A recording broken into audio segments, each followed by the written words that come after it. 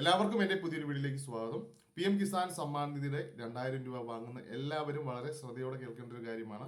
നിങ്ങൾ നിങ്ങളുടെ status check ചെയ്യുമ്പോൾ നിങ്ങളുടെ KYC, land seeding, bank KYC നമ്മൾ സാധാഗതിയിൽ നമ്മൾ എപ്പോഴും ചെക്ക് ചെയ്യുമ്പോൾ നമ്മുടെ എല്ലാ കാര്യങ്ങളും ഓക്കെ ആണോ എന്നുള്ളത് നമ്മൾ ഈ സ്റ്റാറ്റസ് ചെക്ക് ചെയ്ത് നോക്കിയാണ് നമ്മൾ വെരിഫൈ ചെയ്യുന്നത്. അപ്പോൾ അവിടെ നമ്മുടെ KYC യെസ് ആണ്, ലാൻഡ് സീഡിംഗ് യെസ് ആണ്, ബാങ്ക് KYC യെസ് ആണ്. ഇവിടെ നമുക്ക് രണ്ട് കാര്യങ്ങൾ യെസ് ആയാലും നമുക്ക് മാറ്റങ്ങൾ സംഭവിക്കാം. അതിൽ ഒന്നാമത്തെ പ്രധാനപ്പെട്ട മാറ്റമാണ് KYC. നമുക്ക് KYC അവിടെ യെസ് ആണ്, പക്ഷെ നമുക്ക് തുക വിതരണം ലഭിക്കുന്നില്ല.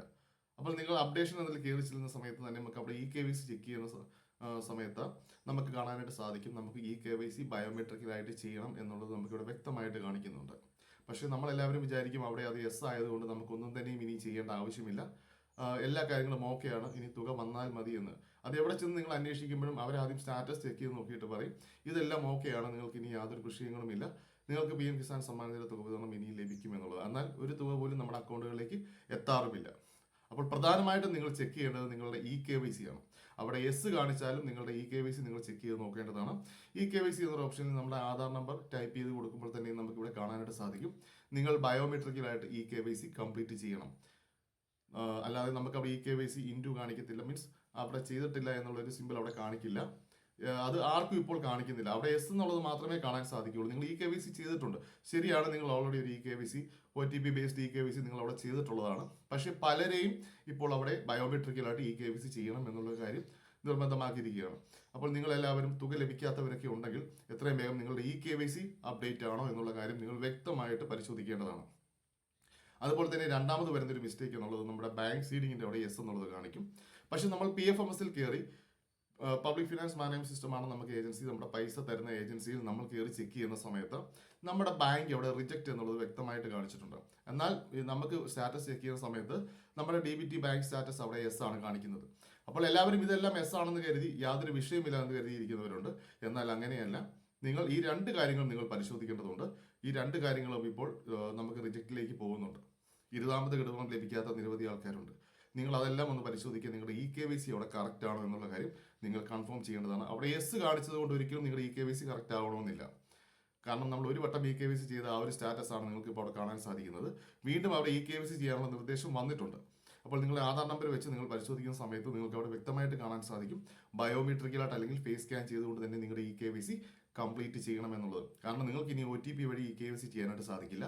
നിങ്ങൾ ഒന്നെങ്കിൽ ഫേസ് സ്കാനോ വിരലടയാളം വെച്ചുകൊണ്ട് മാത്രമേ നിങ്ങൾക്ക് KYC കംപ്ലീറ്റ് ചെയ്യാൻ സാധിക്കുകയുള്ളൂ.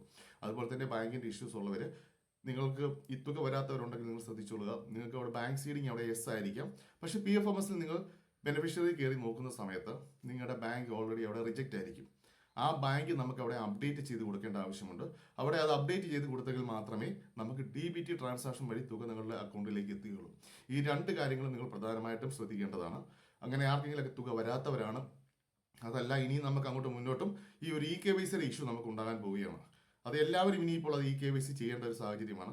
അപ്പോൾ നിങ്ങൾ വ്യക്തമായിട്ട് തന്നെയും നിങ്ങളുടെ KYC അവിടെ ഓൾറെഡി ഡൺ ആണോ എന്നുള്ളത് നിങ്ങൾ ചെക്ക് ചെയ്യണം.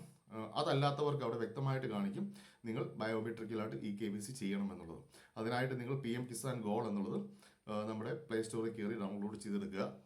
അതിന് മുമ്പേ തന്നെയും ആധാർ ഫേസ് RD എന്നൊരു ആപ്പുണ്ട്, അതും ഇൻസ്റ്റാൾ ചെയ്യുക. അത് ഓപ്പൺ ചെയ്യേണ്ട ആവശ്യമില്ല. അത് ഇൻസ്റ്റാൾ ചെയ്ത ശേഷം PM കിസാൻ ഗോൾ എന്നുള്ളൊരു ആപ്പ് നമ്മൾ ഇൻസ്റ്റാൾ ചെയ്യുക. ഇൻസ്റ്റാൾ ചെയ്തിട്ട് അതിനകത്ത് നമ്മുടെ ലാംഗ്വേജ് സെലക്ട് ചെയ്ത് കൊടുത്ത് അവിടെ ബെനിഫിഷ്യറി എന്നുള്ളത് ക്ലിക്ക് ചെയ്ത് കൊടുക്കുക. അവിടെ നിങ്ങളുടെ ആധാർ നമ്പർ ടൈപ്പ് ചെയ്ത് കൊടുത്ത് ലോഗിൻ എന്നുള്ളത് കൊടുക്കുമ്പോഴത്തേക്ക് നിങ്ങൾക്ക് ഒരു OTP വരും. ആ OTP അവിടെ സബ്മിറ്റ് ചെയ്ത് കഴിയുമ്പോൾ ഒരു 6 MB അവിടെ സെറ്റ് ചെയ്യുക. ഒരു 6 MB സെറ്റ് ചെയ്യുക, റിപ്പീറ്റ് ചെയ്ത് ഒന്നും കൂടെ അവിടെ സെറ്റ് ചെയ്ത് കഴിയുമ്പോൾ നിങ്ങളുടെ ആ MB അവിടെ സെറ്റ് ആവും.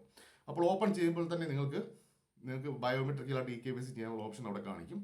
അത് ക്ലിക്ക് ചെയ്ത് ഓപ്പൺ ചെയ്ത് നിങ്ങളെ ഫേസ് സ്കാൻ ചെയ്തുകൊണ്ട് തന്നെ നിങ്ങളുടെ KYC നിങ്ങൾക്ക് വീട്ടിലിരുന്നുകൊണ്ട് തന്നെ കംപ്ലീറ്റ് ചെയ്യാനായിട്ട് സാധിക്കുന്നതാണ്. അപ്പോൾ എത്രയും വേഗം നിങ്ങളിതെല്ലാം ചെക്ക് ചെയ്ത് നോക്കി കറക്റ്റ് ആണോ എന്നുള്ള കാര്യം. അതുപോലെ തന്നെ ബാങ്ക് അപ്ഡേറ്റ് അല്ലെങ്കിൽ എത്രയും വേഗം തന്നെ PFMS നിങ്ങളുടെ ബാങ്ക് അപ്ഡേഷൻ ചെയ്യേണ്ടതാണ്. ഈ രണ്ട് കാര്യങ്ങൾ കൊണ്ട് തന്നെയും നിരവധി ആൾക്കാർക്ക് തുക വിതരണം മുടങ്ങിയിട്ടുണ്ട്. അത് നിങ്ങൾ പ്രത്യേകം ശ്രദ്ധിച്ച് അതെല്ലാ കാര്യങ്ങളും കറക്റ്റ് ചെയ്യുക. ഓക്കെ, അപ്പോൾ ഇതൊക്കെയാണ് ഇപ്പോൾ നമുക്ക് വന്നിരിക്കുന്ന അപ്ഡേഷൻ. അപ്പോൾ എൻ്റെ വീഡിയോ ഇഷ്ടമായെങ്കിൽ സബ്സ്ക്രൈബ് ചെയ്യാനും ലൈക്ക് ചെയ്യാനും മറക്കരുത്. താങ്ക്